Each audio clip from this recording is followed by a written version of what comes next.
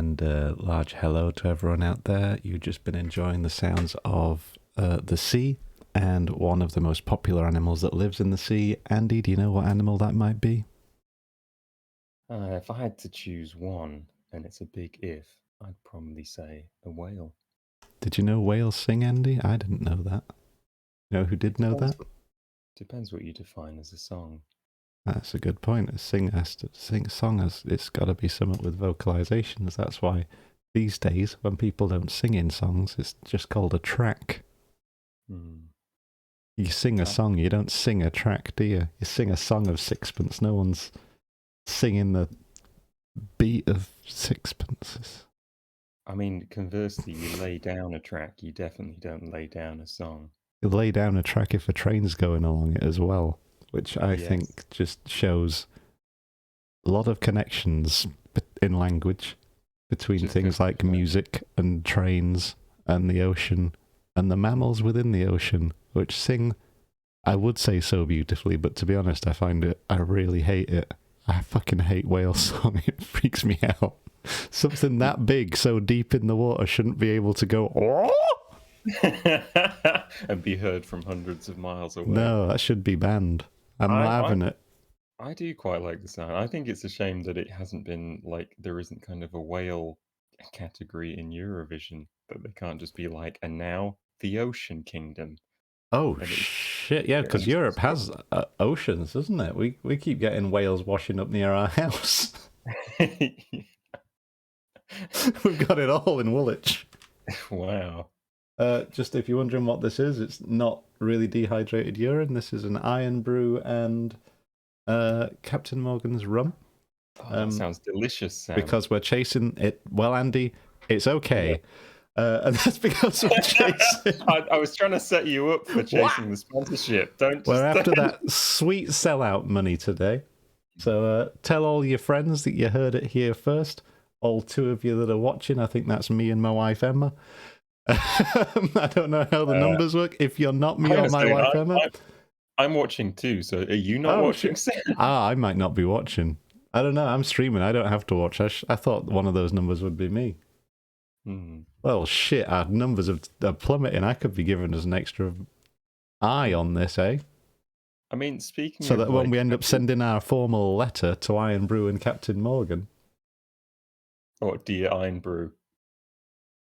Dear Iron Brew.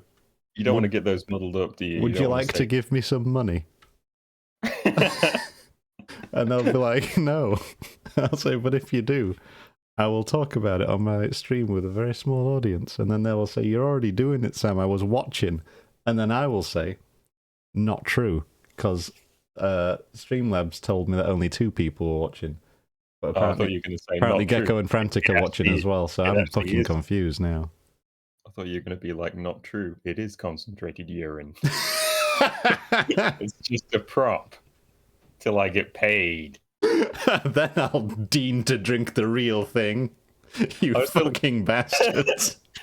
I also like the idea that when they first start reading the email and it says, could I have some money? Their hand immediately starts reaching for some money that they usually just hand out on reflex. Just put it back in the envelope. And they're like, wait, what?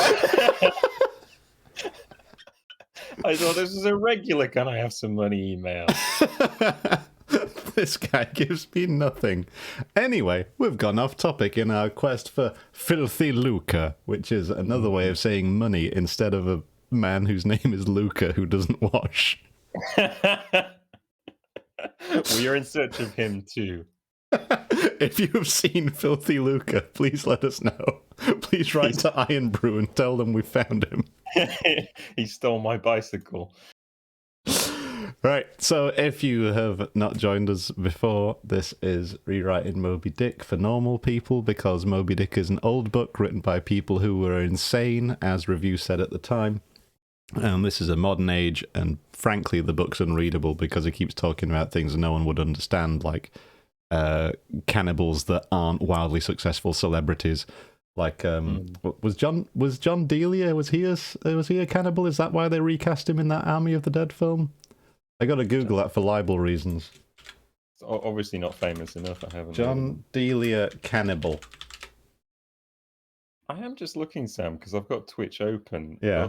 Other possible idea for directions for the show. Yeah. Recommended channels. There's a lot of people in Hot hot tubs. tub. Yeah. Yeah, or in It's a pools. big business. Surely this is the most pool-friendly show on Twitch. Like we're entirely talking about. Imagine the props. I don't want to. Number one, I live in a flat. I don't have that much space to set up a hot tub. Well, what's the setup? How big a tub does it have to be? Are we talking like a bath, or are we talking? Have you like... looked at the hot tub section? It's literally just like a barrel bath that you've got to be in, and you just slink your chest over the edge, and it's just a justification to wear a bikini. Again, all this is sounding great for our show. It'd be pretty on brand for what we're discovering about our friend Ishmael, wouldn't it? Yeah. Likes to be in the sea with his chums, rubbing their legs together. Yeah. Like just a couple of bros laying in bed, rubbing their legs against each other. Recently married bros. Yeah. Best friends. Yeah, so on that, actually, in case you don't know what that is, we should do a quick little recap. And I think we should roll... I've still not got a coin. I've got my bank card. I could hold that up to the camera to show what I landed on both sides. Should we flip a coin / bank card? I can flip a bottle cap if you want. I've also got a pencil sharpener, so we could decide on blade side down or blade side up. I'll be mixing it up. It's high stakes for me this week because I'm sleepy, so I really don't want to do it. I could hold. I've got such shallow depth of field on my camera that you would never tell which side it was. I could lie. Yeah, I could manipulate the truth like every politician. This whole show's a trust exercise, really. Are we winning? Are we gaining muscle from this exercise? Trust muscle. You have to ask your viewers: do they trust you? If you really shouldn't. Yeah, I'm going to flip this. Andy, okay. Are you a knife guy or a flat edge guy? I think I'm a flat edge guy. All right, if it's knives up, I'm doing it. Here we go. It's flat edge up. Andy, you got to do the recap, and you're doing it to the theme of Hill Street Blues. Nice. I can't remember how that goes, but it goes Hill Street Blues, Hill Street. You just keep saying Hill Street Blues. So anyway, I'm going to count you in, and we're going to run that in a 3, a 2, a 1, a go. Okay, so we joined our friend Ishmael as he decided to set out a whaling. He was trying to make his way to Nantucket, but to get there he needs to pass through New Bedford, and while he was in New Bedford he had to wait for the next ship out. While he's there, he stayed at an absolute dive called the Spouter Inn, run by an insane man called Peter Coffin. Together, they decided to hatch a plan where he was going to share a bed with a random guy. And it turned out that random guy was Queequeg, who promptly became best bros with Ishmael. We've had several chapters of them being best bros in different locations. Bonding in different ways. Yeah, sometimes that's been church bonding, listening to a guy shouting about whales from a pulpit and then covering his face with shame until everyone leaves. Sometimes it's been lying in bed, tangling legs, as we've referenced earlier. And I think, was that most recently? That was after they got friendship married. Mm-hmm. And getting high. Just been a lot of smoking and staring at each other, which is just ideal. Normal. Yeah. In fact, they should probably have a podcast, I think, based on how I would listen to their podcast. Do you want to do a Moby Dick roleplay podcast? Yes! It's about time. Finally, someone's done it. Do you want to do it on Sea of Thieves? Oh, that would be brilliant. Oh my god, we could, couldn't we? Yeah, we could go shark hunting. I mean, I've not got much else planned for today. We'll look into that. Alright, cool. Anyway, that's probably the end of the recap. Last we saw, they were just cuddling, weren't they? Oh no, we got Queequeg's backstory where he's just a cool dude, and that's it. Oh, I forgot that. Yeah, Queequeg's a cool dude who forced his way onto a ship and refused to leave, and now, joke's on him, he's stuck in America. A tale as old as time. All right. So that's your recap. Emma says, because what I need is another side project. This is what's known as a little bit of sarcasm here in the writing community. I've already got a few too many of those, so maybe I should. I've still not finished my Elvis painting. Andy, did you see my Elvis painting? No, I haven't seen any of this. Oh, hang on. This is the first I've heard of it.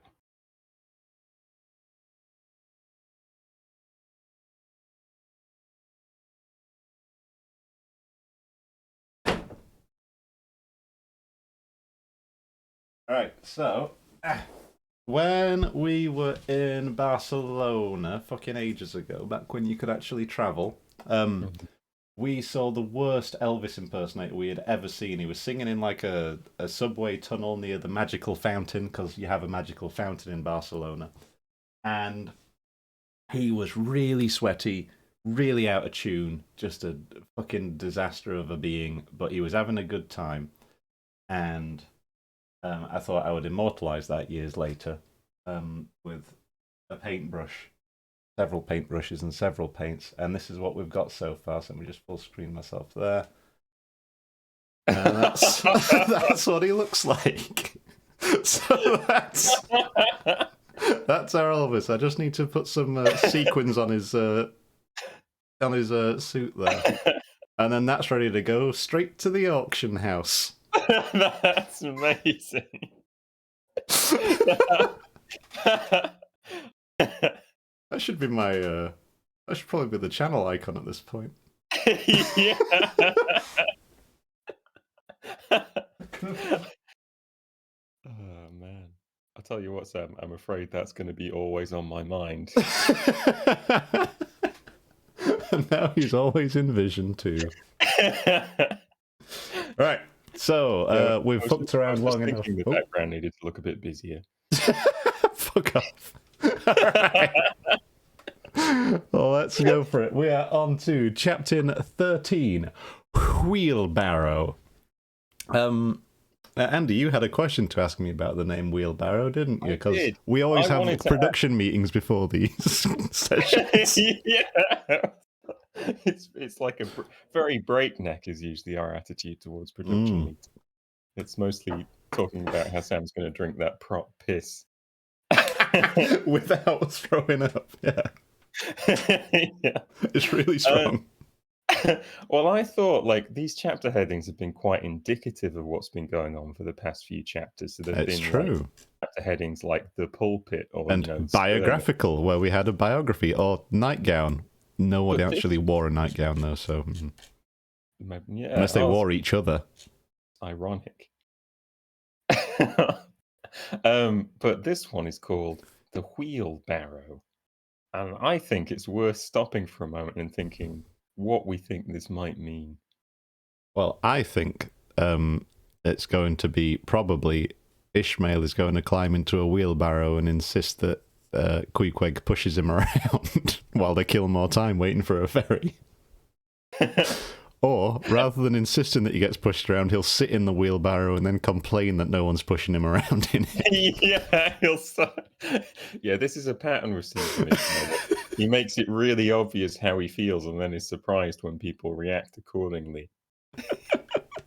I like the one where it's like, oh god, it's so shit when it's dark. It's not as good as when I've got my eyes closed, but I can't sleep right now, so I don't want to close my eyes. But it's too dark and it's not worth having my eyes open.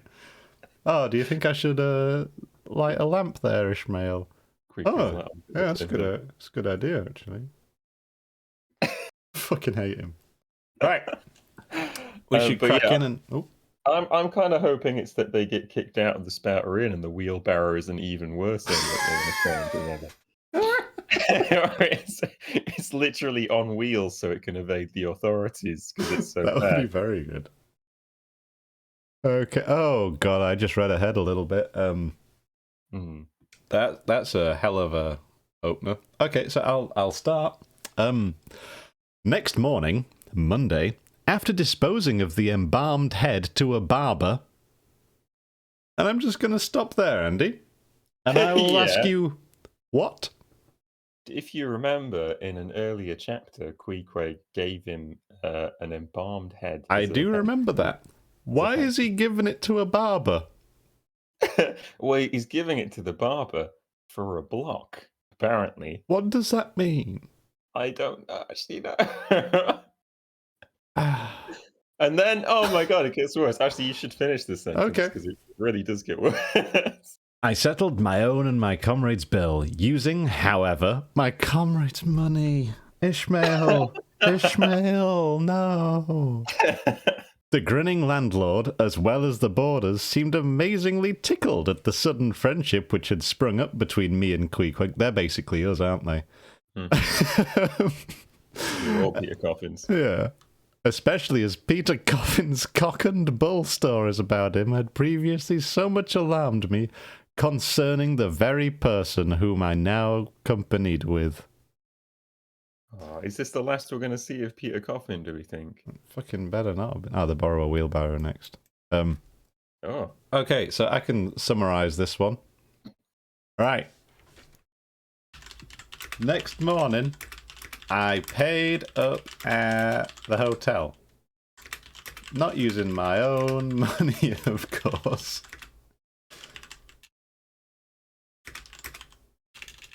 Full stop. I didn't have any.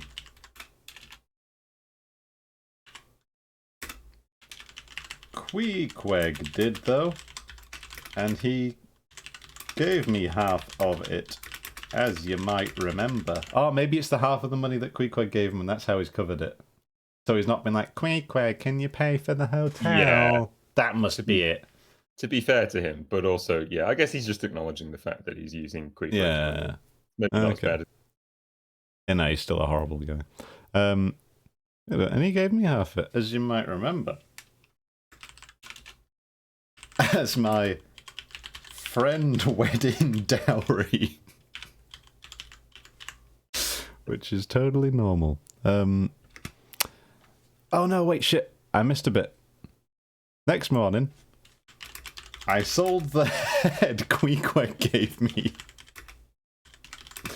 to a barber. No more on that. I don't know what the block is. I can't update that for a modern audience.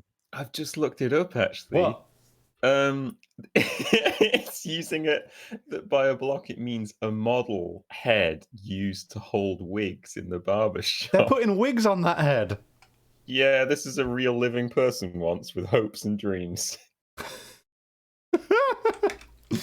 He said it would be funny to put wigs on it. And I agreed.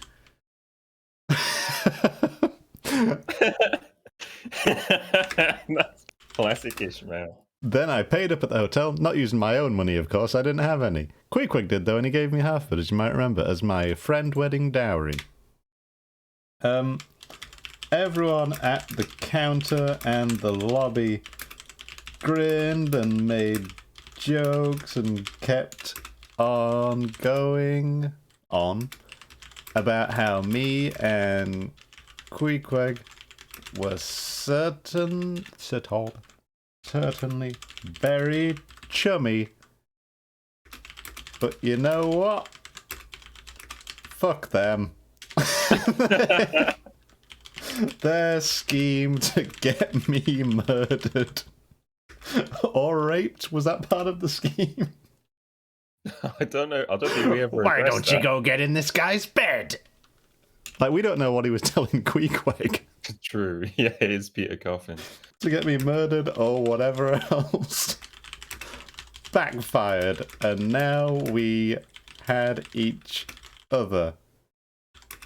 And no, because now we had each made a good friend, and friendship is a good prize, no matter what the odds.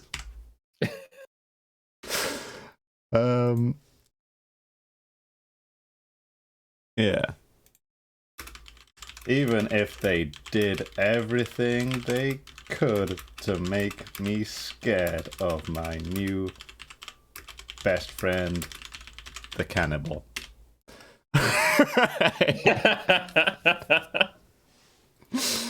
Okay. A good comment from Val, just to keep up with the Twitch chat. The more the story goes, the more I hate Ishmael. He's incredibly unlikable. And I think that makes him like him in a really weird way. Yeah, Despite it. He's a good Melville character where he's just slightly out of step with everybody. I mean, for what it's worth, everyone around him seems worse, so... Except Queequeg, who's the perfect person. Yeah. Okay, but so... Okay. Sorry, you go. I know, you go. Oh, is it my turn for a paragraph? I think it is your turn for a paragraph.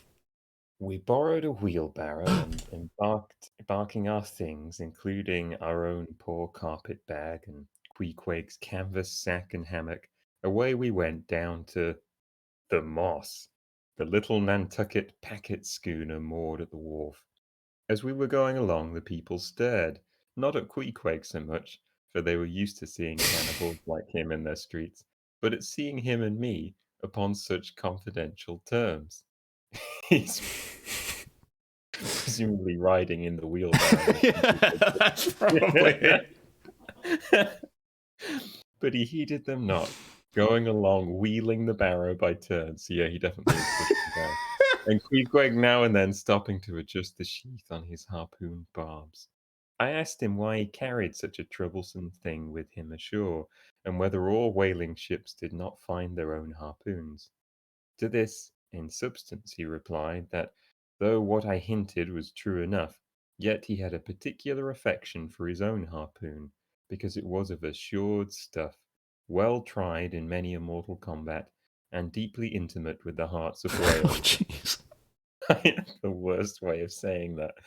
In short, like many inland reapers and mowers who go into the farmers' meadows armed with their own scythes, though in no wise obliged to furnish them, even so Queequeg, for his own private reasons, preferred his own harpoon. Bit of Okay. context for what's normal at the time, isn't it? Where it's like, yeah, there's these guys who just walk, run up with a scythe. And, you want me to mow your lawn? It wasn't a question.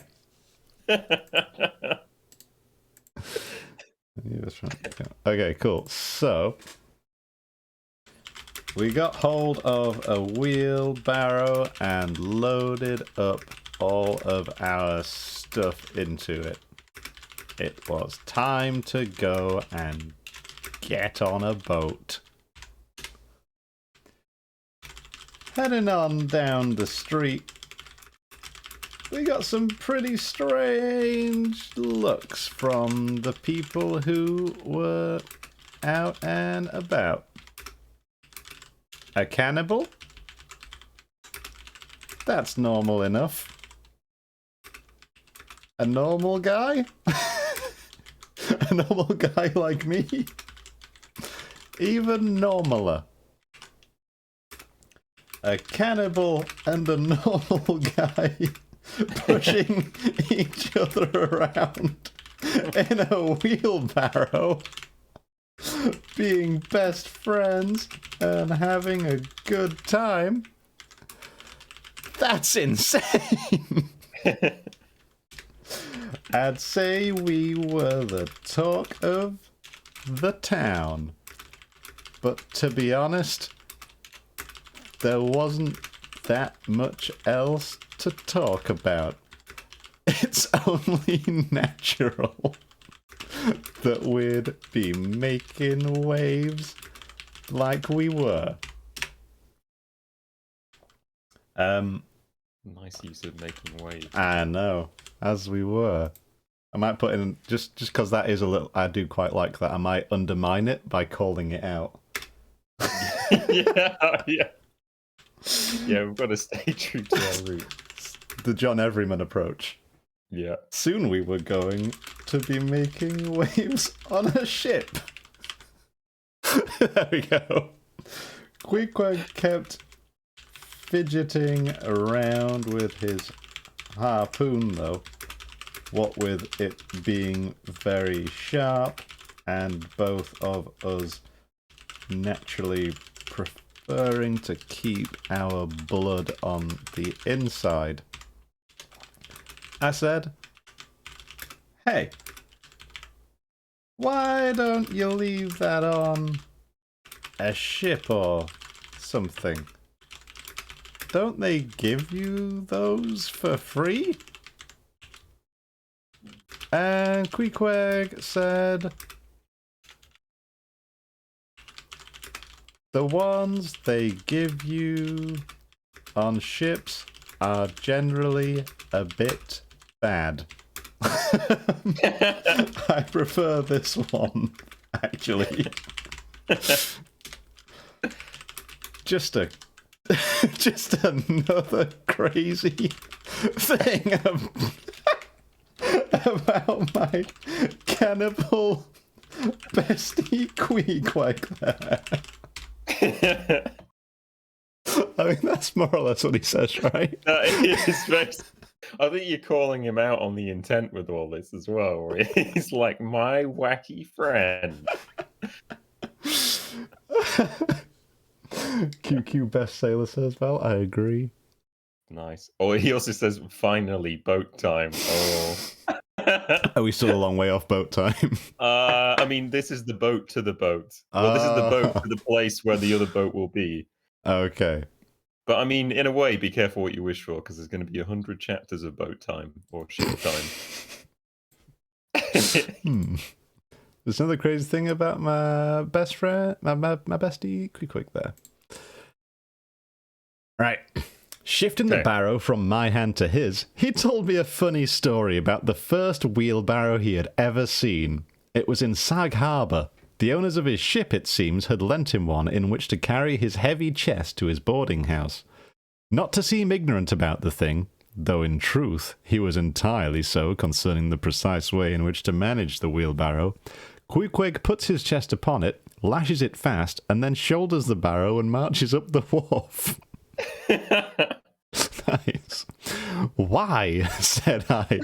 Queequeg, you might have known better than that, one would think. Didn't the people laugh? This is quite... It's throwing a lot of shade for somebody like Ishmael, really. Isn't it? A guy who didn't understand a painting. As we were giggling and swapping who got to be in the wheelbarrow, Queequeg told me the story about the first time he saw a wheelbarrow. No, because we've got to go second mentions here. You can't say wheelbarrow twice in the same sentence. Saw the wheeled barrow. Oh yeah, that's better.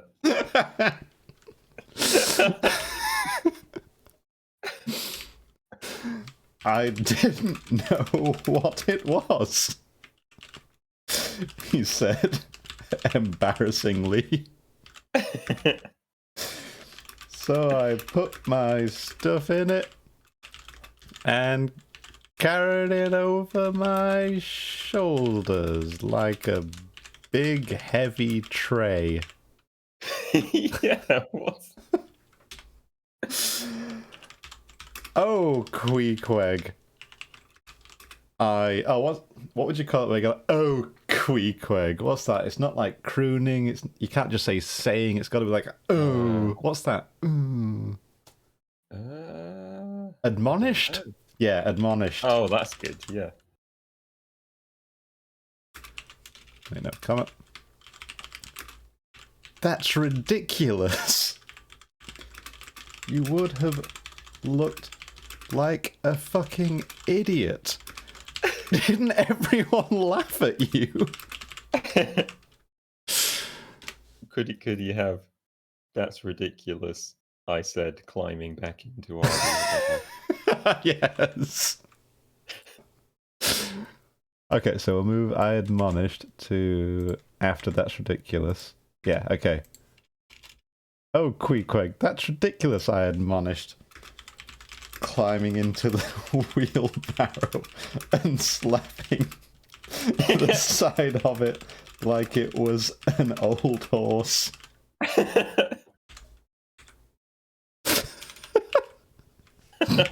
You would have looked like a fucking idiot. Didn't everyone laugh at you? This might be my new favorite paragraph.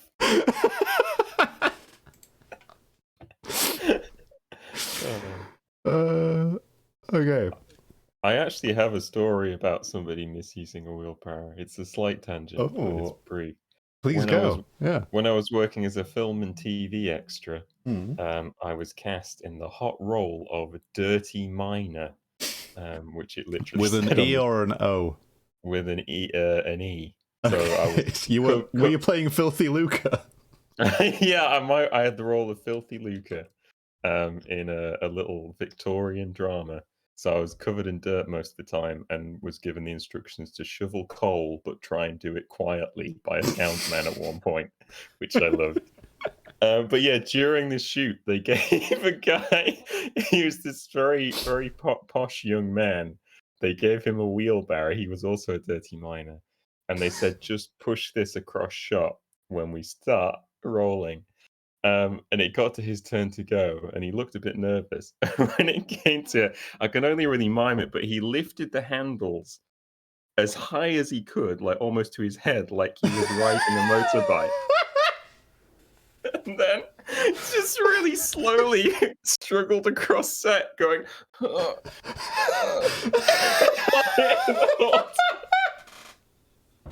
because he's clearly never seen a person walk with a wheelbarrow before. So, yeah. Oh, Yeah. wow. Yeah, needless to say, they took it off him. Good. No, they should have fucking lashed it to his hands. The posh prick. Make him learn. Fucking hell. Was this the same one where they said your teeth were too clean, so they rubbed dirt on them?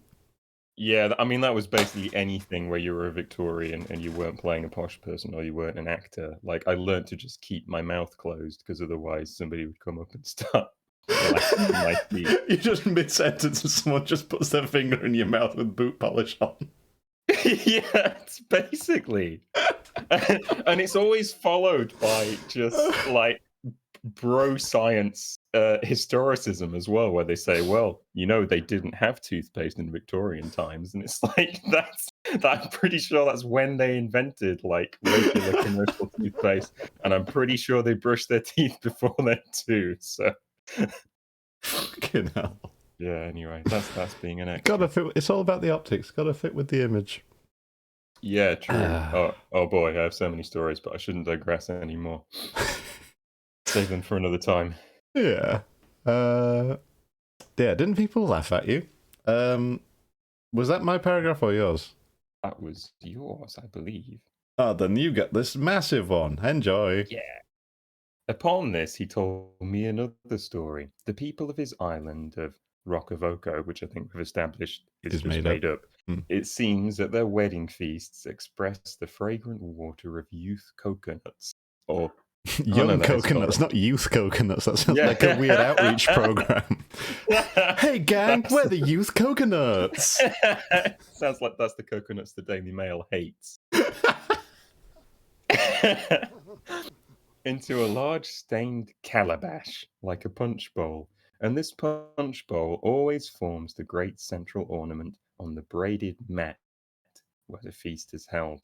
Now, a certain grand merchant ship once touched at Roccavoco, and its commander, from all accounts, a very stately, punctilious gentleman, at least for a sea captain. This commander was invited to the wedding feast of Queequeg's sister, a pretty young princess just turned of 10. Well, when all the wedding guests were assembled at the bride's bamboo cottage, this captain marches in and, being assigned the post of honor, placed himself over against the punch bowl, and between the high priest and his majesty the king, Queequeg's father. Grace being said, for those people have their grace as well as we, though Queequeg told me that unlike us, who at such times look downwards to our platters, they, on the contrary, copying the ducks, glance upwards to the great giver of all feasts. Grace, I say, being said, the high priest opens the banquet by the immemorial ceremony of the island, that is, dipping his consecrated and consecrating finger into the bowl before the blessed beverage circulates. Seeing himself placed next the priest and noting the ceremony and thinking himself, being captain of a ship, as having plain precedence over a mere island king, especially in the king's own house, the captain coolly proceeds to wash his hands in the punch bowl, taking it, I suppose, for a huge finger glass. Now, said Queequeg, what do you think now? Didn't our people laugh? I think that's the voice we settled on for Queequeg. Yeah, he's a pirate because he's a big sailor. Yeah. Fucking hell. All right, I can really cut that one down. This is cringe comedy, isn't it? I'll tell ye about laughter, my friend. Queequeg roared. Once back on my island, some fucking idiot of a captain came over for... Oh, it's got to be fair. Came over for tea. And our priest, he was blessing the coconut drink with his holy fingers. Alright.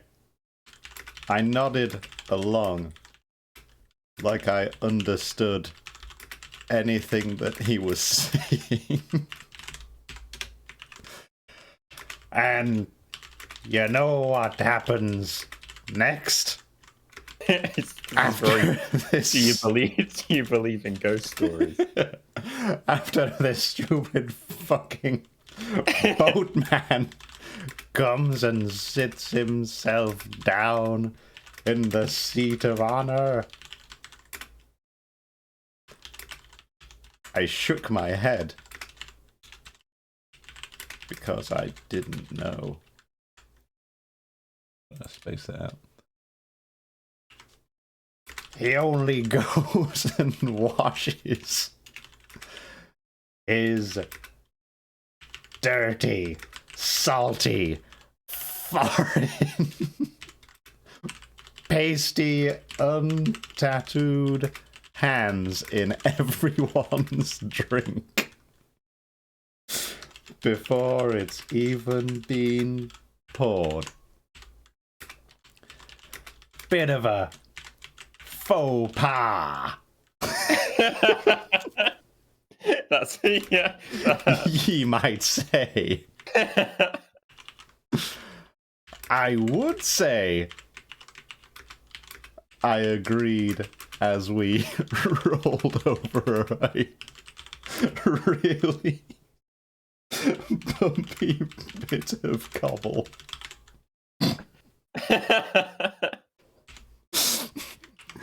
Well, don't you think we all laughed then?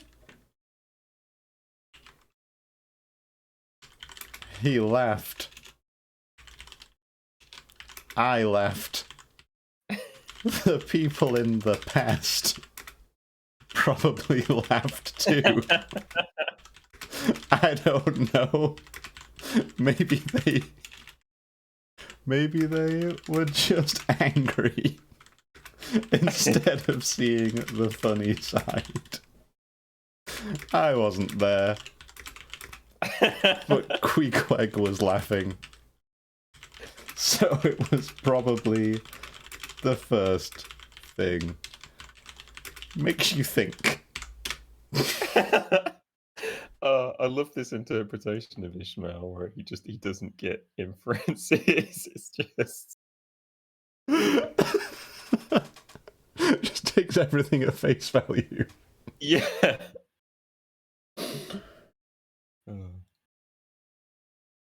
Okay.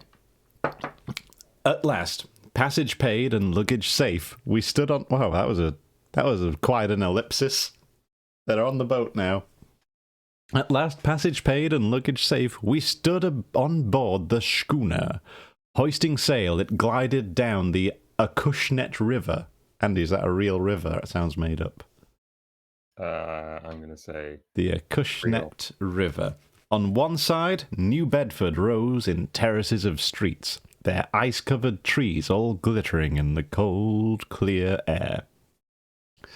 Huge hills and mountains of casks on casks were piled upon her wharves, and side by side the world-wandering whale ships lay silent and safely moored at last, while from others came a sound of carpenters and coopers, with blended noises of fire and forges to melt the pitch, all betokening that new cruises were on the start, that one most perilous and long voyage ended, only begins a second, and a second ended, only begins a third, and a fourth ended, only begins a fifth, and a sixth ended, and so on, forever and for aye.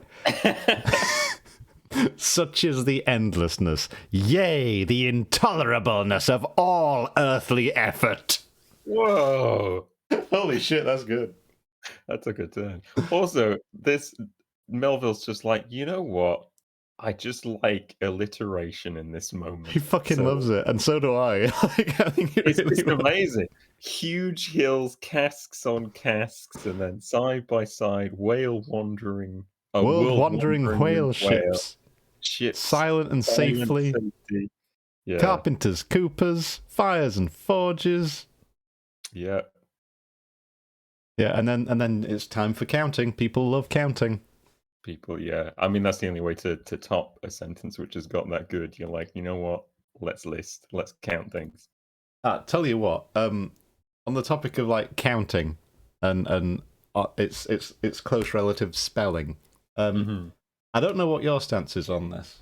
I just put on divergent camera because we don't need to see the script right now. Sounds like a controversy. This is something I quite enjoy, and I don't think anyone's going to argue with this. But you know, in songs where they just start spelling out things. Yes. Do you like or not like that? Because I think it's fucking brilliant. I think it's pretty ace. Like, it's dead simple. It's like primary school entertainment. But it's like I think it's a "And So I Watch You From Afar" song. It's called Ambulance. And the song is literally just them going AMBULANCEA, and the letters keep shifting back a beat, and it's really confusing. But they're spelling, and I love it. And there's shit. I can't think of any other songs where they spell things out. Oh, Dildonics. Dildonics by that band that did that song Dildonics. That's a good song where they spell Dildonics a lot. I'm trying to think wrong. There's the DISCO.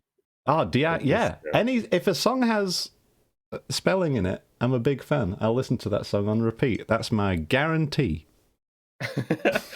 We're giving music tips as well this episode. It's like, if you want to have a hit song. Hey, bands, if you want to sponsor us and pay us for these tips, YMCA does count, JT. It's a very good song with a lot of good yeah. Emma, what's that song where I keep singing it about roast potatoes? Oh. So I didn't know that's what they ever sang, but the song is called Noah and the Whale? There is a band called Noah and the Whale who have a song where they spell out LAFESOGOESON or something like that. But if you want to have a good time and you're cooking a jacket potato or roast potatoes, you can actually just sing ROASTPOTATOE, yeah, roast potatoes the way. And it fits perfectly. So...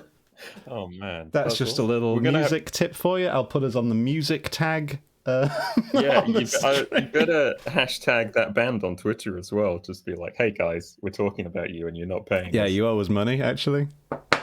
Filthy Luca. I do think we should make a band. You owe Filthy Luca money as well. Filthy Luca's coming to collect. Okay, so I've completely forgotten what happened in this paragraph. So, right, they get on a boat. Yeah. It's a really nicely written paragraph, but they got on a boat. That's what happened. Do we copy and paste some of this so that you retain all this lovely alliteration? I would like is to, that not what we're actually. here for? It's all pretty straightforward as well, It isn't it? actually is. Okay, we're going to paste this, and then we're going to edit.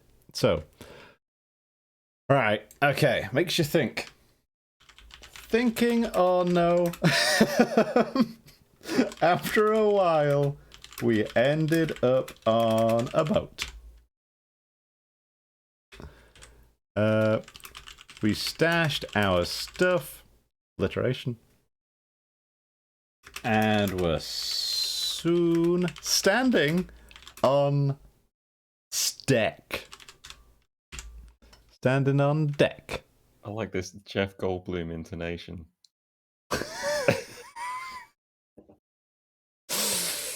The Jeff Goldblum intonation also sounds like a band. Yeah, and they just spell out Jeff Goldblum. J-E-F-F-G-O.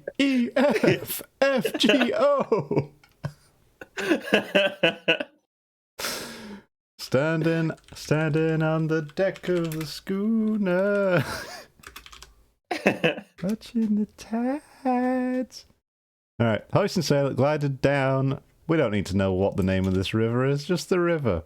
On one side, New Bedford rose in terraces and streets, their ice-covered trees all glittering in the clear, cold air. Huge hills and mountains of casks on casks were piled upon her wharves. Fun fact about wharves.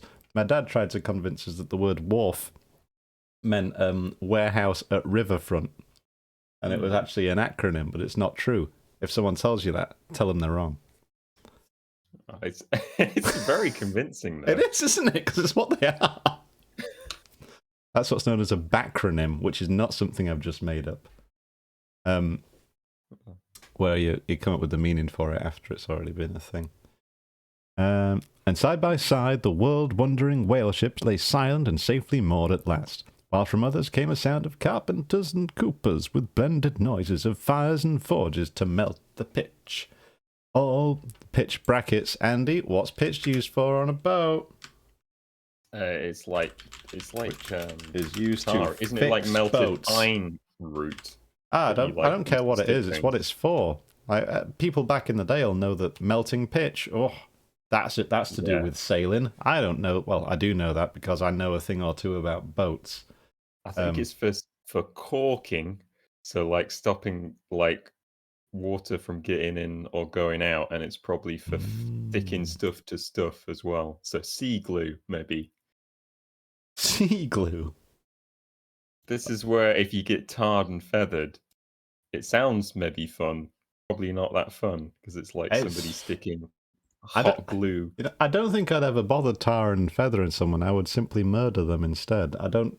Why the ceremony? It's weird. It's perverse. Just suplex them into a wood chipper like God intended.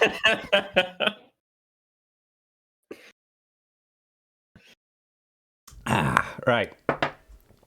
To melt the pitch, which is used to fix boats, all betokening that new cruises were on the start. That one most perilous and long voyage ended, only begins a second. And a second ended, only begins a third. I don't think we extend that. That's against what John Everyman would be about. But I'm really tempted to. Forever and for aye. We're just changing that to ever again. Because otherwise that's confusing. True. Yeah, that's not what we're here for, isn't it? Forever and for yes. That's I is yes in sailor language. Such is the endlessness. Yea. The intolerableness. No, let's change that for a no. It's more profound. The endlessness. Ellipsis. No. The intolerableness. And we'll put that in italic so people know it's like really deep. The intolerableness of all earthly effort. Oh, do you think... Okay, Andy. Do we leave intolerableness as it was? Do we italicize or do we embolden? Oh. What's going to have the most impact? I mean, italicize would probably have the most impact. Bold would probably just look confusing. What about both? Well, now we're talking. Yeah, all right, that's in. If you ever want to watch... Sorry, just I like the delay with chat, but Val has just said Shem Bingo would chip a tick. Yeah, okay, that's fair. Has Emma emailed out all the bingo cards for our streams? No, I'm just really predictable.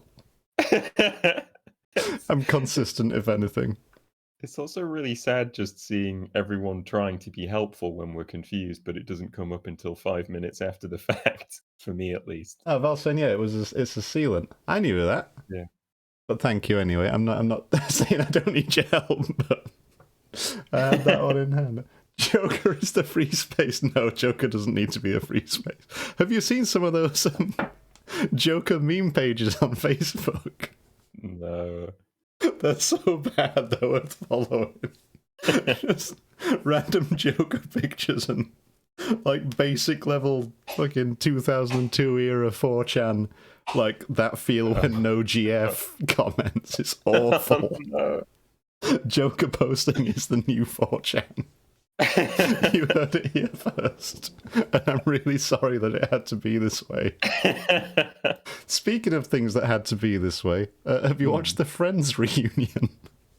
No, I that came up in like a news feed where it was like top 10 best moments from the Friends reunion. It's like, what? It's just a thing that happened. People were like, you know what? I can even imagine the way they'll frame it. It's like, it's been a tough year. So, So maybe you just need some comfort viewing. I thought it was going to be an actual reunion. I thought it was going to be a new episode of the thing. And it's just like a best of episode. No, it's, hey, let's all talk about our favourite times while we're filming Friends. Oh. Scammed. Absolutely scammed. Do you think it's their way of like trying to draw a line under it, the fact that there's like loads of problematic stuff in it that people are like suddenly realizing now, apparently? And what's the problematic stuff? And they want to get the last say. Are you saying Joey being a sex offender isn't funny? Yeah, exactly. I mean, I can even remember like as a kid watching it when there's like homophobic stuff in it or whatever, and you're just like, I can remember thinking at the time, I was like, is this okay in America? Because even then, even on English, still is, to be honest. Yeah. But yeah, maybe that's their way of getting the last word. They're like, we'll do a reunion, and just the very final words of the show is, and we're not homophobic, everybody. And then they just kind of disappear into the mists. Back to Money Island. Yeah. Emma's watched it. She says that the only person that's the most normal is Joey off of Friends, which I think we always knew that. He's been in stuff since. He's not taken the money and run. Have you seen Ross from Friends has come back and is having a lucrative career in British advertising? Appearing as Ross from Friends, but he's really old now, so he doesn't look like himself. And then he opens his mouth and goes, "Oh, hi." And you're like, that's Ross from Friends.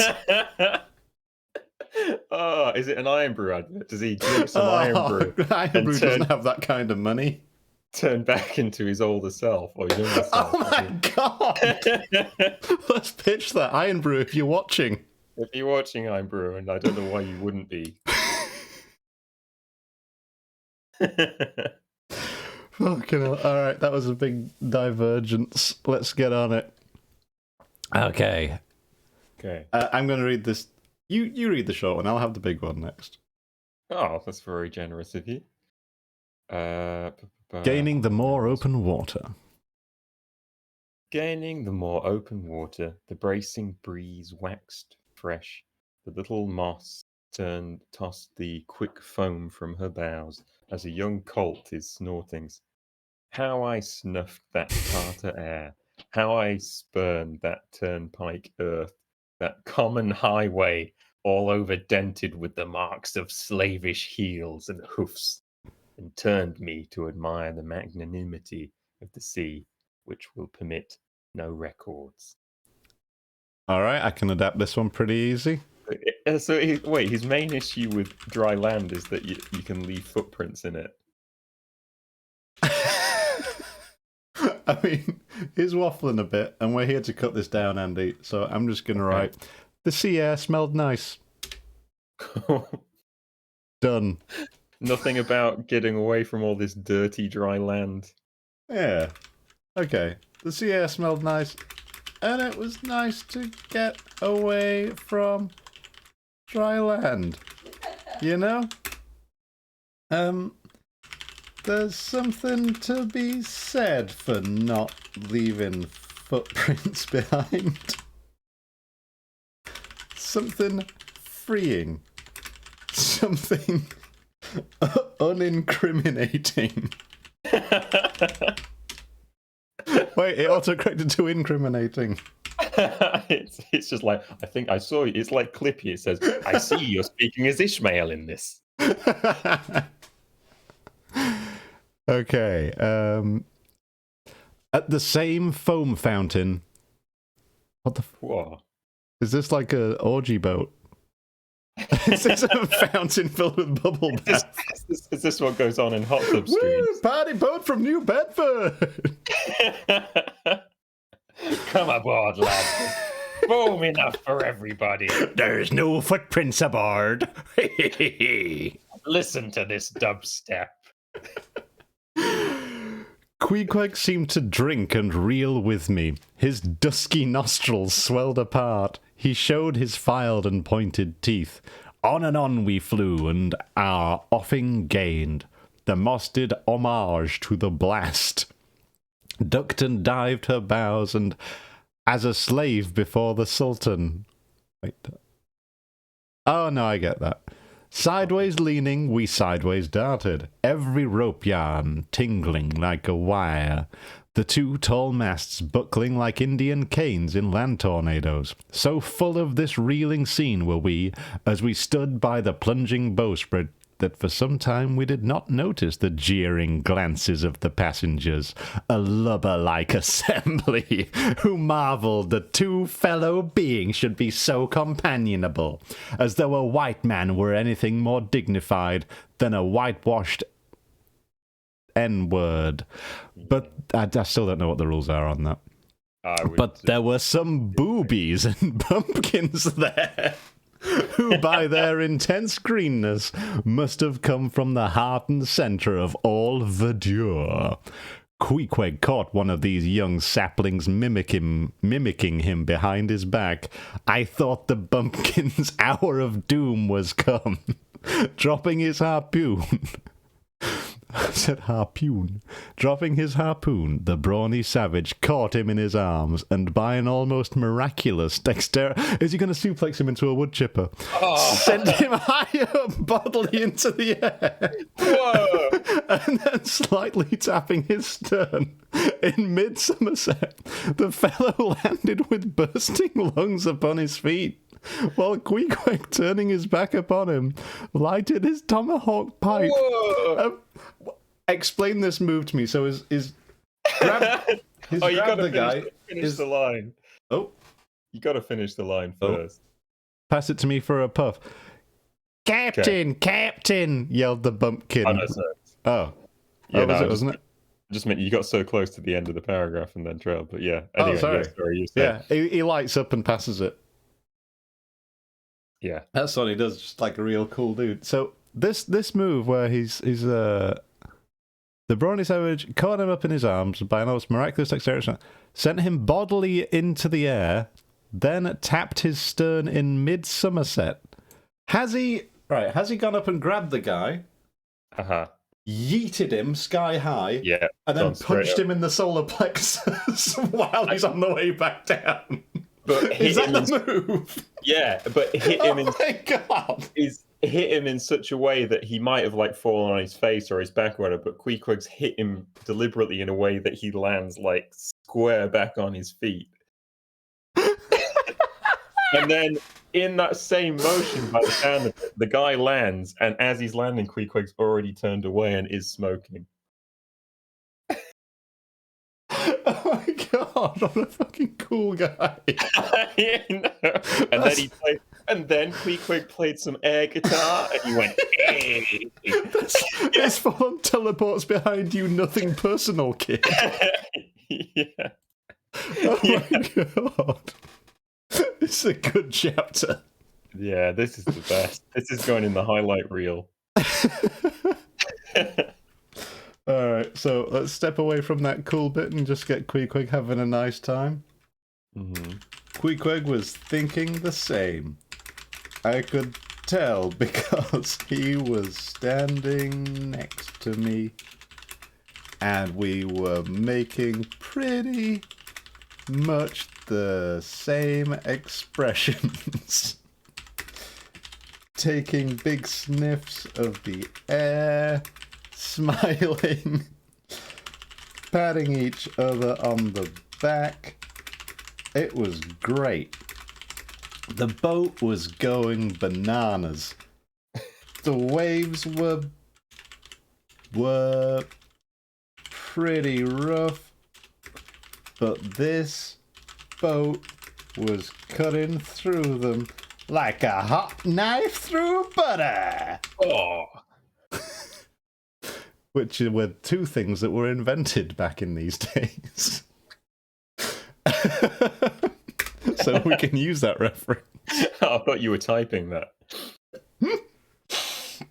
I could do, I guess. No, because it's written of the time. Like a hot knife through butter. Oh, I should probably put the actual page back up. Like a hot knife through butter.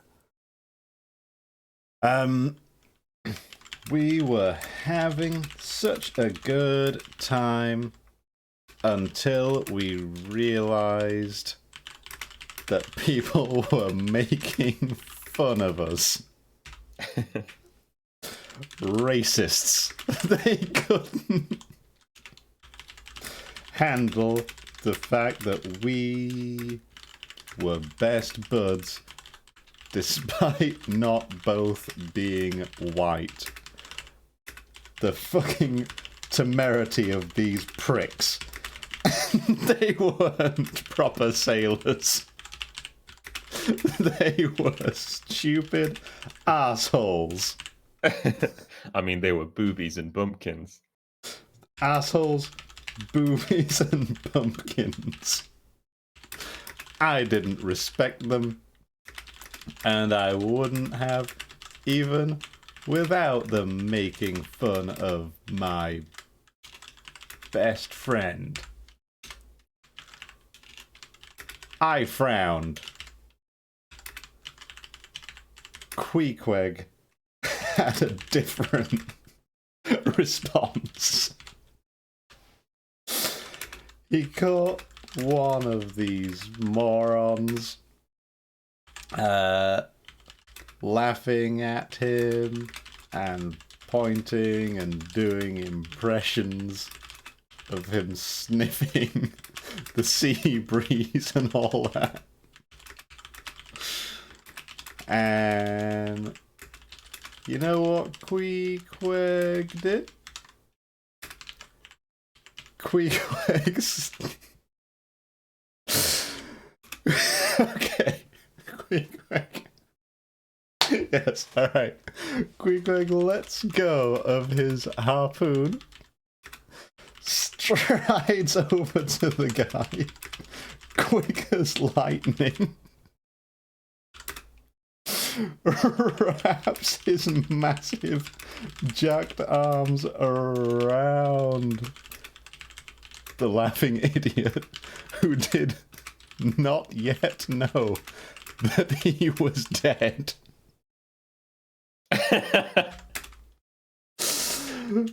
Then threw him directly up into the air.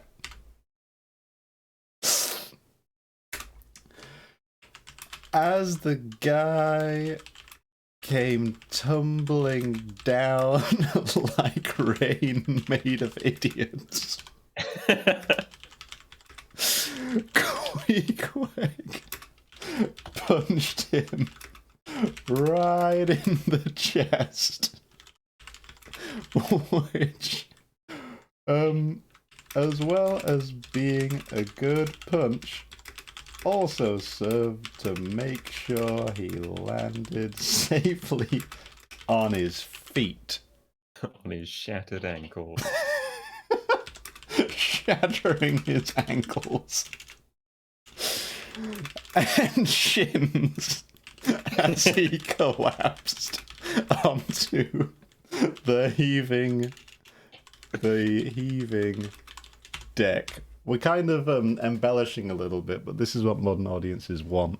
Yeah, you've I got to give them what assume they want. it's what I would want to read, so I'm kind of projecting, I guess. By the time his bones were crunching, were first beginning to splinter, it's really hard to spell Queequeg every time. Queequeg was back at my side, his harpoon back in hand, having never even touched the floor. He lit his pipe and offered me a puff. It's so anime, Andy. It's awesome. Okay, this fella doesn't even know how to say captain. Well, I think we're going to have to do this taking in turns, aren't we? But I think if you take the first line and then you get to do Queequeg voice with the Queequeg lines, if you want. Okay. Does that make sense? Okay. Yep. I mean, he's a bumpkin, so I have to do like a hillbilly voice. Or I would accept West Country, so we'll see how it goes. Captain, Captain! Yelled the bumpkin, running towards that officer. Captain, Captain! Here's the devil! Hello, you, sir, cried the captain, the gaunt rib of the sea, stalking up to Queequeg. What in thunder do you mean by that? Don't you know you might have killed that chap? What's he say? Said Queequeg, as he mildly turned to me. He says, said I, that you came near... Oh, is this still Queequeg? Shit, sorry. This is Ishmael, I think. Oh, he's Oh, they're putting on a foreign accent thing. Ah. He says, said I, that he came near killing that man there, pointing to the still shivering greenhorn. Kill him! Cried Queequeg, twisting his tattooed face into an unearthly expression of disdain. Ah! He's only a small fishy. Queequeg don't kill no small fishy. Queequeg kills only the big whales. Look, you, roared the captain. I'll kill you, you cannibal, if you try any more of your tricks aboard here. So mind your eye. This is escalation. This is great. Back in the day, everyone just used to walk up to strangers and say, I'll kill you! No smartphones, just living in the moment. Yeah, just living in the permanently angry moment. Yeah. Oh, we're near the end of the chapter. Cool. Right. Offered me a puff. Then this wiener with his shattered ankles starts bleating. Captain! I might just copy paste that and yeah, we're copy pasting and correcting here. I say correcting, I mean translating for a modern audience. That's bleating. Captain, Captain. He clearly didn't know how to pronounce the word captain because he was obviously not a proper sailor like me and Queequeg. That's a big reach out branch that he's done, saying that Queequeg is also a sailor on a par with him. I think that's very nice of Ishmael, actually. Like me and Queequeg. We don't need yelled the bumpkin. Captain, Captain, here's the devil. Could probably keep the captain the same. Oh yeah, the captain walked up. I like it saying he's a gaunt rib of the sea. All ready for aggro. Hello, you, sir. Okay, so let's change that to He walked up, already for aggro. Hello, you, sir, cried the captain, a gaunt rib of the sea. Actually, we don't even need the walk up. Yeah, that was fine as it was. You know what? Maybe this Melville guy knows his tomatoes. What in thunder do you mean by that? By that weird move you did on that guy. Don't you know you might have killed that chap? You know what? I think I might keep Queequeg's weird, like, slightly offensive mode of speaking here and make it into, like, the thing they do where they pretend not to speak English. Said Queequeg as he mildly turned to me. He was pretending not to understand English, which was a clever way of making everyone calm down a little bit. He say, said I, that you came near Kitty, that man there. Yeah, that works. And we'll put that one to a question mark to get the intonation. No, let's get rid of Killy, because that's just confusing. That you came near... Yeah, just killed that man there. Killed him? Cried Queequeg, twisting his tattooed face into an unearthly expression of disdain. Ah! Yeah, and we'll just rewrite this one because right now it just sounds like Jar Jar Binks and I don't like that. Yeah. Oh my fucking god, it is. This is Jar Jar Binks. Yep. Oh shit. Now I see why people were complaining. This is the reason people didn't like Jar Jar Binks. Up until this point, you were like, this was fine. Yeah. Frantic just says, please no. JT says, boo. You're not getting a lot of love for that theory, Sam. I think they're just booing Jar Jar Binks. They're cheering for me. People are always cheering for me, Andy. Well, that's true, yeah. Sorry, I don't know why. Kim likes Jar Jar. I also used to like Jar Jar. I feel really bad for the actor playing Jar Jar. Have you watched the behind-the-scenes stuff, Andy? I can vaguely remember seeing him wearing like a helmet with a face on it. Yeah, it was just the guy that did the voiceover, and he had like a visor and Jar Jar Binks' head. And we watched like a 2-hour-long making of just Phantom Menace, and it was enlightening. And one of the things that really kind of summed up George Lucas for me was he was an absolute money man. He was like, "What's the cheapest way we can do this?" Because he's a producer, not a director, and he was like looking at side by sides of here's what we do if we paint over the Jar Jar Binks actor, and here's what it looks like if we just do it from scratch with nothing there. And his main concern was that the stuff where they just painted it in with no one there to start with, it looked better. And he was absolutely fucking distraught that they had spent so much money on this Jar Jar suit.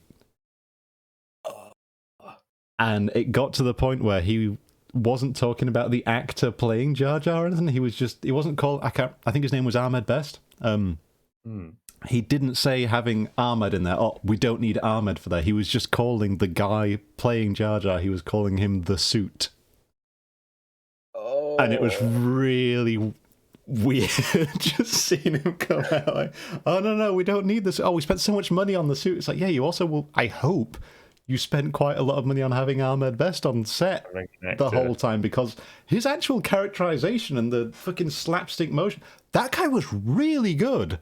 Oh, was he actually doing all the... Yeah, all of that body work, that was him just literally moving like a cartoon character. He gave a really good performance. And then there's fucking George Lucas. We spent $80,000 on this suit. And we didn't need to. Do you think they do like a reverse, like, special edition updating the graphics thing, and they just take all the graphics away so we can just see the actor running around playing that part. Because that would be amazing. It would be. He was really good. I was impressed. Yeah, I genuinely didn't realize that he was doing all like the actions and stuff. But yeah, it was really weird because it was just like parts of Jar Jar that he was wearing, while the rest of it was like he looked like he should have been cyberpunk, but because he had like the visor and everything, and you just see a guy wearing Jar Jar's head, and immediately I start thinking, can I mod this into Monster Hunter as a suit of armor? And I've not Googled that one yet, so I might look into that later. Anyway, let's finish up this chapter. Okay. There's going to be some fun Queequeg actions in this next paragraph. Okay, hang on. Bleating. Captain, Captain. He clearly didn't know how to pronounce the word captain because he was obviously not a proper sailor like me and Queequeg. Captain, Captain, here's the devil. Hello, you, sir, cried the captain. Got rid of the sea. Yeah, you might kill that chap. Clever, make him come down. He say, said I, that you near killed that man there. Killed him? Oh, yeah, okay. He's only a small fish. Queequeg doesn't kill small fish because Queequeg isn't a fisherman. Queequeg only kills whales. Yeah, that works. And I'm going to rewrite the cap. He has to clarify. He's like, I do sell human heads, though. So I understand why there's maybe some confusion. And I eat people. Here happened to omit the cannibalism and head selling from his CV and a resume because he's American. From his resume. And I'm going to rewrite this part where the captain says, look you. I'm going to put it in as a, now look here, you. Because he's basically playing the role of a nerdy school principal while the cool kids just don't care. Nice. And that's how they would say that. And that's how we get into that, that mode. Now look here, you, roared the captain. I'll kill. I'm going to put that in. Killy. You bloody cannibal. You bloody cannibal. If you try any more of your tricks aboard here, so mind your eye. Okay. Excellent. Long paragraph. Yeah, I think you did the last long paragraph, so I should probably set this up, shouldn't I? We can split it. It's cool. I can do it. Stop when you get to the schooner. Okay. But it so happened just then that it was high time for the captain to mind his own eye. The prodigious strain upon the mainsail had parted the weather sheet, and the tremendous boom was now flying from side to side, completely sweeping the entire after part of the deck. The poor fellow, whom Queequeg had handled so roughly, was swept overboard. All hands were in a panic. What comedy time. He's flying. I didn't tell him. Wow. Fatality. Yeah. The author licks his pen and he's like, actually, he's not. The poor fellow who Queequeg had handled so roughly was swept overboard. All hands were in a panic, and to attempt snatching at the boom to stay it seemed madness. It flew from right to left and back again, almost in one ticking of a watch, and every instant seemed on the point of snapping into splinters. Nothing was done, and nothing seemed capable of being done.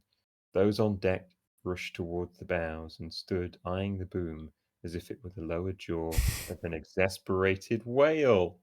Yay, whale reference. It's a coincidence, isn't it? Yeah.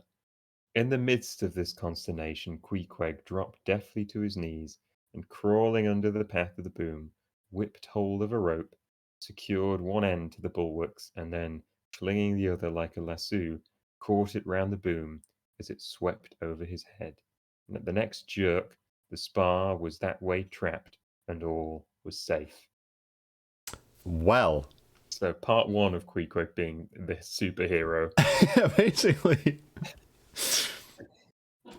But maybe the captain should have been minding his own eye.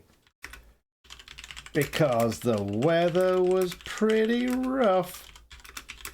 And that just sounds like you've written it already, where the captain says, "Mind your eye," and it's like, well, maybe he should have been minding his own eye. it's way better with the high time. No, we're keeping that. Yeah. But perhaps it was time.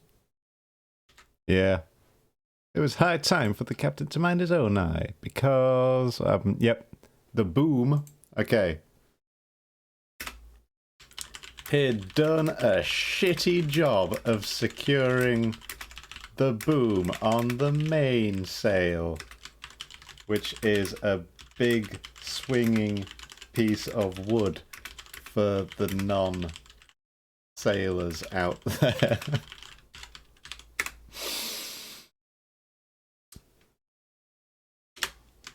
It came loose on a big gust of wind and twatted that asshole with the broken shins. That racist, let's go with that. Yeah. Twatted that racist with the broken shins right overboard. Did we ever see him again? Does anyone mention that? Oh, well, maybe that's the second half of the paragraph.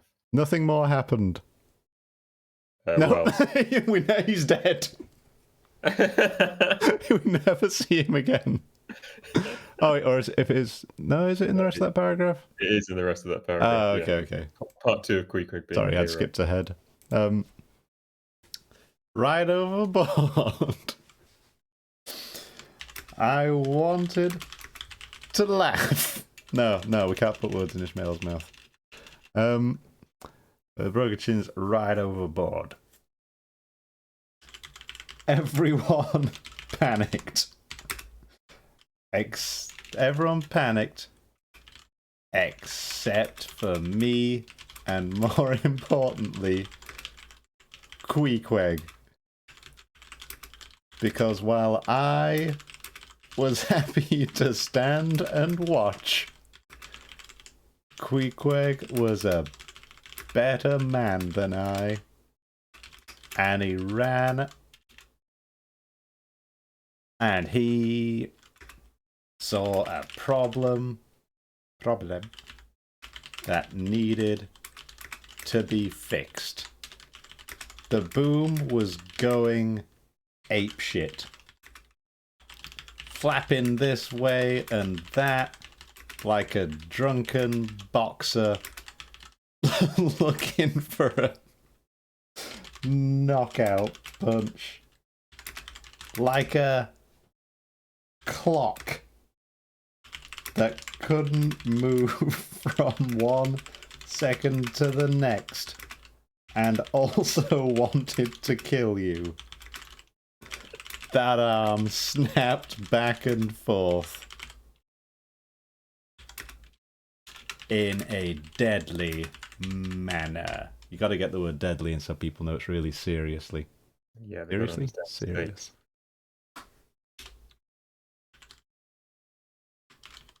These other so-called... I mean, even though I'm saying so-called, I'm going to put sailors in quote marks. These are the so-called sailors. I mean, I think they're passengers mostly, but I guess there's the sailors too. Yeah, I mean, if you're relying on the guy who's paying to go on a boat to fix it, he shouldn't be having to do the job of someone who gets paid to be on a boat. Oh, yeah. These are the so-called sailors didn't know what to do. But our man Queequeg, he did a nice slide move right under the murderous wood and grabbed a rope with his big strong hands, looped one end over a hook thing. Oh, what does he say? whip holder secured one end to the bulwarks and then flinging the other Ah. leg on. So he's just tied one bit to the ship and he Yeah, flings I'm just the going rest. to say over a bit of the ship then. Yeah. And then lassoed. How do you spell lassoed?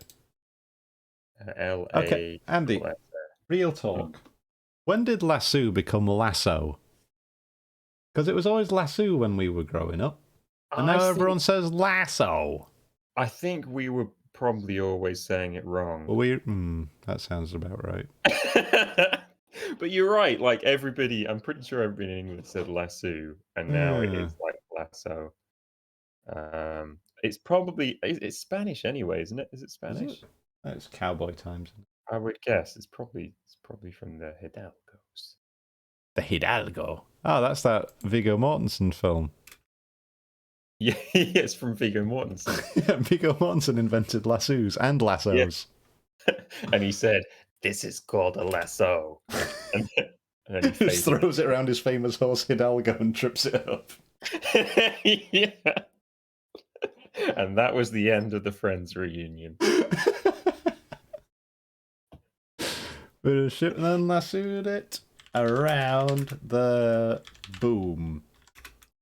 Sorting it right out. Because that's what he did, right? Schooner is running twin while the hands clearing away the stern boat. Quick. Wait, where did we get up to? But I stopped at the schooner. Hey, he dropped to his knees. Wait, did he also get his shirt off? Not yet. Ah. Okay, the schooner... Okay, so I'll pick this up. The schooner was run into the wind, and while the hands, that's sailors, were clearing away the stern boat, Queequeg stripped to the waist and darted from the side with a long living arc of a leap. For 3 minutes or more he was seen swimming like a dog, throwing his long arms straight out before him. That's not how dogs swim. And by turns revealing his brawny shoulders through the freezing foam. I looked at the grand and glorious fellow, but saw no one to be saved. The greenhorn had gone down. Shooting himself perpendicularly from the water, Queequeg now took an instant's glance around him, and seeming to see just how matters were, dived down and disappeared. A few moments more and he rose again, one arm still striking out, and with the other dragging a lifeless form. The boat soon picked them up. The poor bumpkin was restored. All hands voted Queequeg a noble trump, and the captain begged his pardon. For that hour I clove to Queequeg like a barnacle. Yea, till poor Queequeg took his last long dive. Aww. When he says his last long dive, does that mean him dying? Well, it could be foreshadowing, couldn't it? Oh, what? They can't kill Queequeg? Oh, we're going to get Game of Thrones where they're going to just give us characters that we like and then just kill them all off.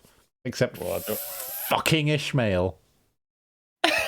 Oh, man.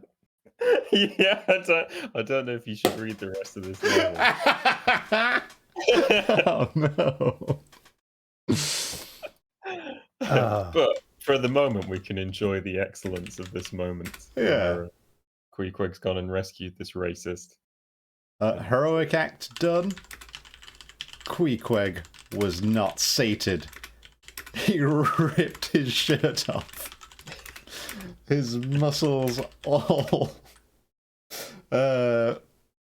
what's it called when you got shiny muscles? Rippling? His muscles all... Glistening. A ripple, glistening in the cold sun and salt. He leapt onto the... What's the balcony on a boat?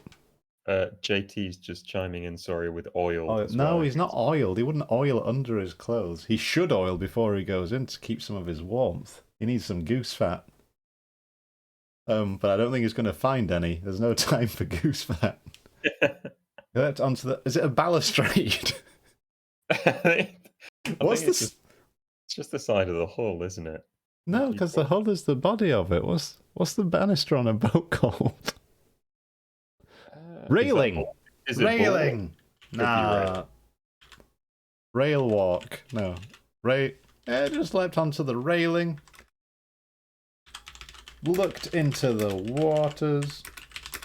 And took one long, perfect swan dive into the roiling depths. Nice. Are you going to keep or lose the bit about swimming like a dog? I'm keeping that. And then describing him as swimming in a way which doesn't sound very dog-like. He swam like a dog. I'd say, no, just he swam like a dog. He swam like a dog, you know, Swam stretching like his a dog. long arms out and kicking with his long legs. Long, muscular arms. Reaching overhead to claw at the water, propelling himself forward with his juicy thighs and calves.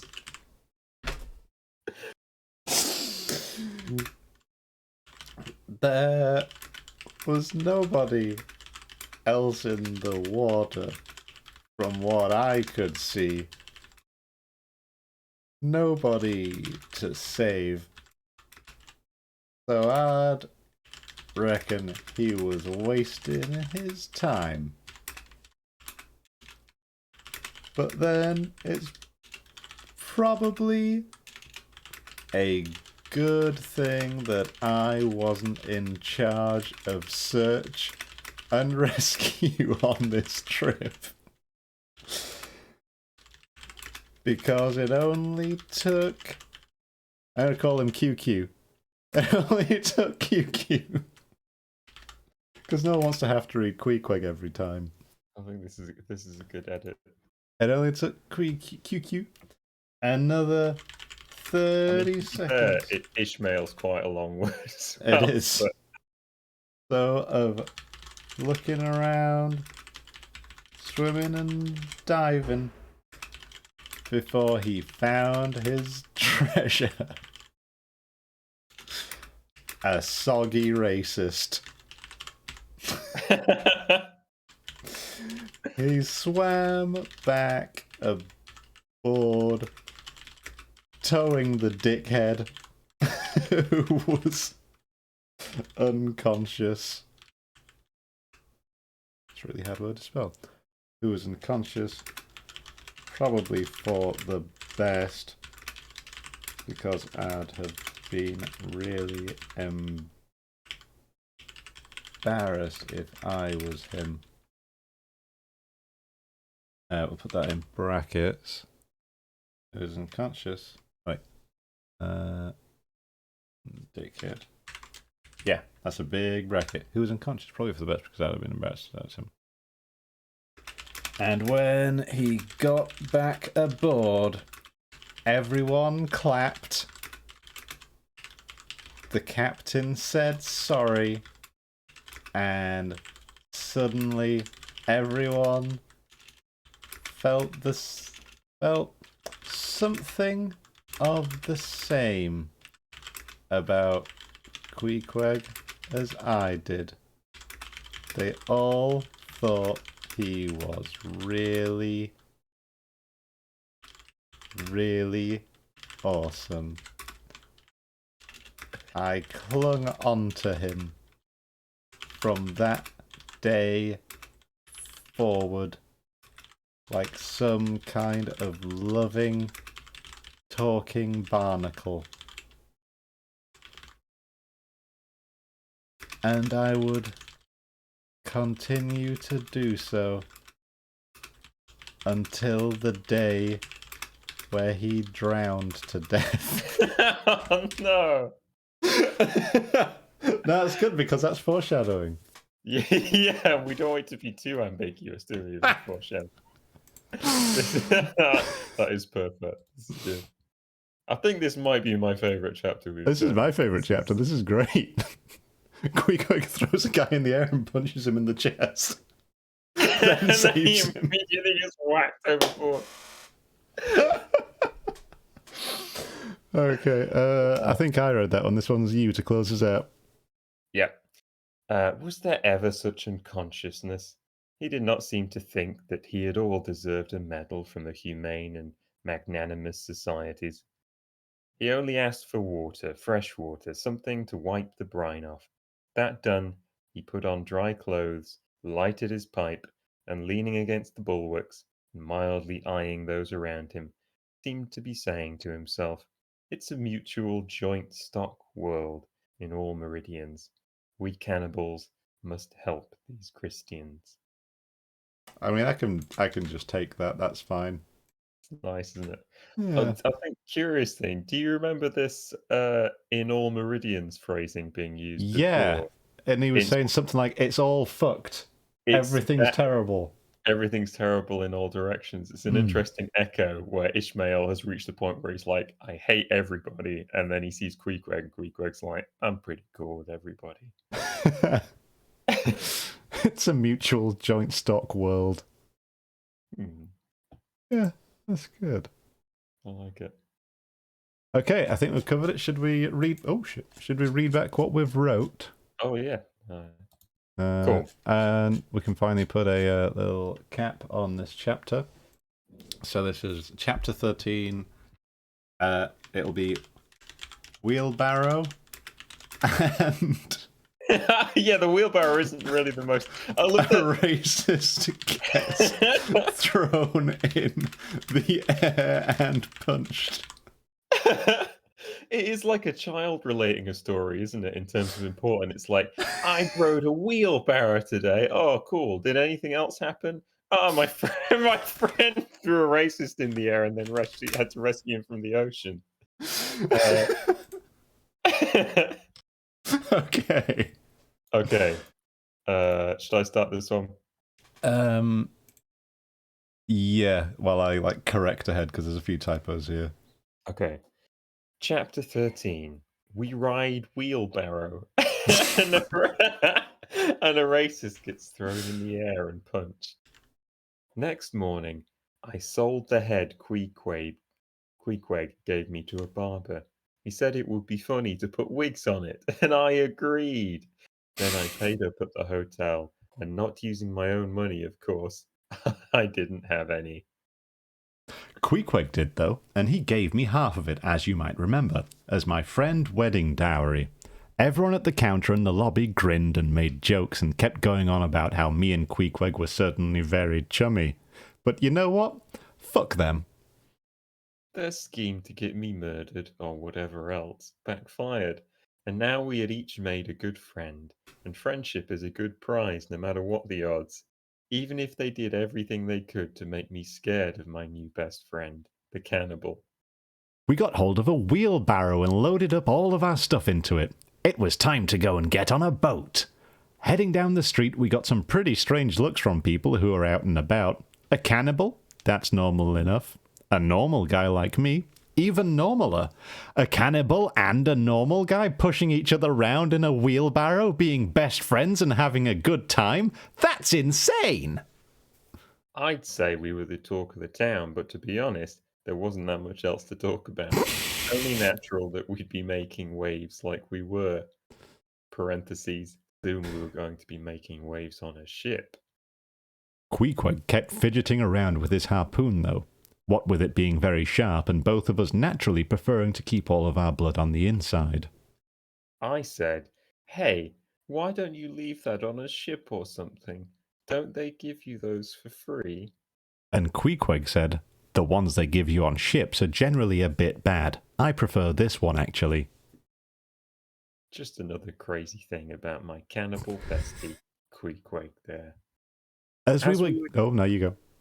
As we were giggling and swapping who got to be in the wheelbarrow, Queequeg told me the story about the first time he saw a wheeled barrow. I didn't know what it was, he said, embarrassingly. So I put my stuff in it and carried it over my shoulders like a big heavy tray. Oh, Queequeg, that's ridiculous, I admonished, climbing into the wheelbarrow and slapping the side of it like it was an old horse. You would have looked like a fucking idiot. Didn't everyone laugh at you? I'll tell ye about laughter, my friend, Queequeg roared. Once back on my island, some fucking idiot of a captain came over for tea, and our priest, he was blessing the coconut drink with his holy fingers. I nodded along like I understood anything that he was saying. And you know what happens next? After this stupid fucking boatman comes and sits himself down in the seat of honor. I shook my head because I didn't know. He only goes and washes his salty, dirty, foreign, pasty, untattooed hands in everyone's drink before it's even been poured. Bit of a faux pas, ye might say. I would say, I agreed as we rolled over a really bumpy bit of cobble. Well, don't you think we all laughed then? He laughed. I laughed. The people in the past probably laughed too. I don't know. Maybe they were just angry instead of seeing the funny side. I wasn't there, but Queequeg was laughing, so it was probably the first thing. Makes you think. Thinking or no? Thinking or no, after a while we ended up on a boat. We stashed our stuff and were soon standing on the deck of the schooner. Hoisting sail, it glided down the river. On one side, New Bedford rose in terraces of streets, their ice-covered trees all glittering in the clear, cold air. Huge hills and mountains of casks on casks were piled upon her wharves, and side by side the world-wandering whale ships lay silently and safely moored at last, while from others came a sound of carpenters and coopers. Carpenters and coopers, with blended noises of fire and forges to melt the pitch, which is used to fix boats, all betokening new cruises that were on the start. And the most perilous and long voyage ended, only begins a second, and a second ended, only begins a third, and so on, forever and forever. Such is the endlessness, no, the intolerableness of all earthly effort. The sea air smelled nice, and it was nice to get away from dry land, you know. There's something to be said for not leaving footprints behind. Something freeing, something unincriminating. Queequeg was thinking the same. I could tell because he was standing next to me and we were making pretty much the same expressions, taking big sniffs of the air, smiling, patting each other on the back. It was great. The boat was going bananas, the waves were pretty rough, but this boat was cutting through 'em like a hot knife through butter. We were having such a good time, until we realised that people were making fun of us. Racists. They couldn't handle the fact that we were best buds despite not both being white. Fucking temerity of these pricks. They weren't proper sailors. They were stupid arseholes, boobies and bumpkins. I didn't respect, and I wouldn't have even without making fun of my best friends. Sorry. I didn't respect... Yeah, okay. I didn't respect them, and I wouldn't have even without them. Yeah, okay. Yeah. Right. And I wouldn't have even without them making fun of my best friend. I frowned. Queequeg had a different response. He caught one of these morons laughing at him and pointing and doing impressions of him sniffing the sea breeze and all that. And you know what Queequeg did? Queequeg lets go of his harpoon, strides over to the guy, quick as lightning, wraps his massive jacked arms around this laughing idiot who did not yet know that he was dead, and threw him up directly into the air. As the guy comes tumbling down like rain made of idiot, Queequeg punches him. Queequeg punches him right in the chest, which, as well as being a good punch, also served to make sure he landed safely on his feet, shattering his ankles and shins as he collapses onto the heaving deck. By the time his bones were first beginning to splinter, Queequeg was back at my side, his harpoon back in his hand, having never even touched the floor. He lit his pipe and offered me a puff. Then this wiener with his shattered ankles starts bleating, "Captain, captain!" He clearly didn't know how to pronounce the word captain because he was obviously not a proper sailor like me and Queequeg. "Captain, captain, here's the devil!" "Hello, you, sir," cried the captain, a gaunt rib of the sea, stalking up to Queequeg. "What in thunder do you mean by that weird move you did on that guy? Don't you know you might have killed that chap?" "What him say?" said Queequeg as he mildly turned to me. He was pretending not to understand English, which is a clever way of making everyone calm down a bit. He say, said I, that you nearly killed that man there, pointing to the still shivering greenhorn. Killed him? Cried Queequeg, twisting his tattooed face into an unearthly expression of disdain, which I'm going to attempt to do here. Killed him?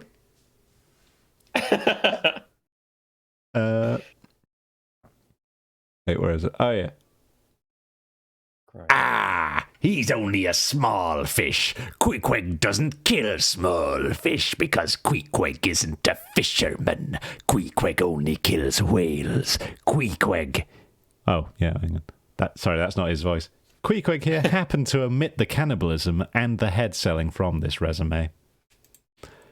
Now look here, you, roared the captain. I'll kill you, you bloody cannibal, if you try any more of your tricks aboard here, so mind your eye. But it just so happened, just then, that it was high time for the captain to mind his own eye, actually. He'd done a shitty job of securing the boom on the mainsail, which is a big swinging piece of wood for the non-sailors out there. It came loose on a big gust of wind and twatted that racist with the broken shins right overboard. Everyone panicked, except me and, more importantly, Queequeg, because while I was happy to stand and watch, Queequeg was a better man than I, and he saw a problem that needed to be fixed. The boom was going apeshit, flapping this way and that, like a drunken boxer looking for a knockout punch, like a clock that couldn't move from 1 second to the next, and also wanted to kill you. That arm snapped back and forth in a deadly manner. These other so-called sailors didn't know what to do, but our man Queequeg, he did a nice slide move right under the murderous wood and grabbed a rope with his big strong hands. He looped one end over the ship and then lassoed it around the boom, sorting it right out. Heroic act done, Queequeg was not sated. He ripped his shirt off, his muscles all a ripple, glistening in the cold sun and salt. He leapt onto the railing, looked into the waters, took one long, perfect swan dive into the roiling depths. He swam like a dog. Long, muscular arms. He swam like a dog. Long, muscular arms reaching overhead to claw at the water, propelling himself forward with his juicy thighs and calves. There was no one else in the water from what I could see. Nobody to save, so I'd reckon he was wasting his time. But then it's probably a good thing that I wasn't in charge of search and rescue on this ship, because it only took QQ another 30 seconds or so of looking around, swimming and diving before he found his treasure, a soggy racist. He swam back aboard, towing the dickhead, who was unconscious, probably for the best, because I'd have been really embarrassed if I was him. And then when he got back aboard, everyone clapped. The captain said sorry. Suddenly everyone felt something of the same about Queequeg as I did. They all thought he was really, really awesome. I clung on to him from that day forward like some kind of loving, talking barnacle. And I will continue to do so until the day where he drowned to death. It's so moving. It is. Was there ever such unconsciousness? He did not seem to think that he at all deserved a medal from the humane and magnanimous societies. He only asked for water, fresh water, something to wipe the brine off. That done, he put on dry clothes, lighted his pipe, and leaning against the bulwarks and mildly eyeing those around him, seemed to be saying to himself, "It's a mutual joint-stock world in all meridians. We cannibals must help these Christians." Nice. That is a fucking belter of a chapter. Yeah. What a nice note to finish on. It is, isn't it? Nice little message. Cannibals, Christians, just gotta be buds, even if one of them is a big racist, and even if your POV character probably wouldn't have bothered trying to save anyone or the boat that they're sailing on. Yeah. just points and laughs. He's more of a watcher. He's not really. He doesn't get stuck in and kind of help. Is he like was it the Picard Star Trek? So what is it? The Prime Directive where they can't get involved? Is that what Ishmael's like?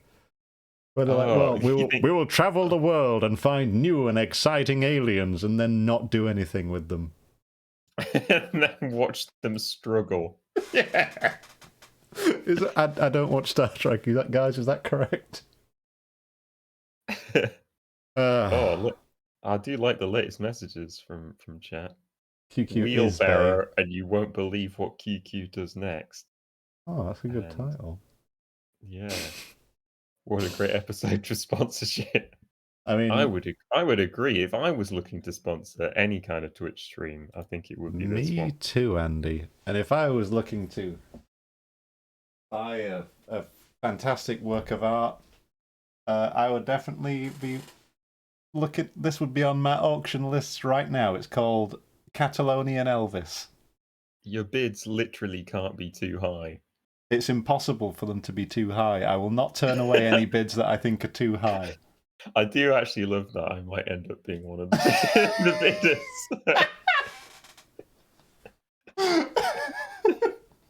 It's an actual nightmare, isn't it? I feel like it needs another painting to the left of it. For either what he's looking at or something reacting to him. Oh, it's a duet. Yeah. Okay, who did Elvis do duets with? Don't know. Who can I paint? Give me a David Catalonian Bowie. busker bush. Oh God, no! It's got no. Yeah, I need singers with sunglasses. This is going to be the sunglasses series. Roy Orbison. Roy Orbison might. Roy Orbison's not famous enough to go with Elvis. Have you ever seen a Roy Orbison tribute act?